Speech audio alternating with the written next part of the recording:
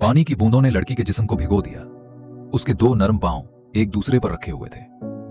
मर्द उसे खामोशी से देखने लगा और हैरान होकर चारों तरफ नजर दौड़ाई। फिर खुशी से मुस्कुरा उठा और उसी वक्त ये जगह किराए पर लेने का फैसला कर लिया।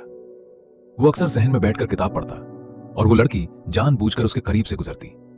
हल्की फुल्की जिस्मानी कुर्बत ने हनरी को खुशी से भर दिया, लेकिन जल्द ही उसे कुछ गलत महसूस हुआ। मकान मालकिन उसके साथ बहुत मेहरबान थी। दोनों मिलकर झूला झूलते। लड़की दरमियान में बैठ जाती, लेकिन झुककर हनरी की तरफ हो जाती। ये देखकर मकान मालकिन को नागवारी हुई और उसने उसे हनरी से दूर रहने को कहा। लड़की ने जाहिरी तौर पर मान लिया, लेकिन खुफिया तौर पर और भी होशियार हो गई। रात को जब हनरी सोने लगता, वो नाइट सूट पहनकर उसके पास आ जाती। कमरे का दरवाजा हमेशा खुला रहता और वॉशरूम जाते वक्त भी दरवाजा आधा खुला छोड़ती। लेकिन यही बात हनरी के दिल को भाती थी। वो हर लम्हा लड़की पर नजर रखता। उसकी निगाहों में लाड और प्यार छिलकता था। शायद शुरू से ही वो लड़की से पहली नजर में मोहब्बत हो गई थी। एक दिन उसने देखा कि मर्द लिखने में मसरूफ है। लड़की सीधी उसकी गोद में बैठ गई।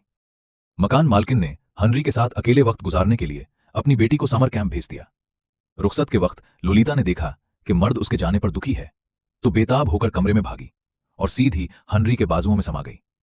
इस गैर मुतवक्के बोसे का सामना करते हुए हनरी हका बका रह गया और लड़की को जाते हुए देखता रहा। लेकिन वो बस यही चाहता था कि छुट्टियां जल्दी खत्म हो।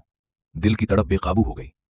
हनरी लड़की की अलमारी से जा लिपटा और उस खुशबू को सूंघने लगा जो उसे नहीं भूलती थी। मकान मालकिन ने हनरी को पाने के लिए बेशर्मी से उससे शादी की पेशकश कर दी, वरना यहां नहीं रह सकते कह दिया। हनरी समझौता नहीं करना चाहता था, लेकिन लड़की से मिलने की खातिर बादल नखास्ता हां कर दी।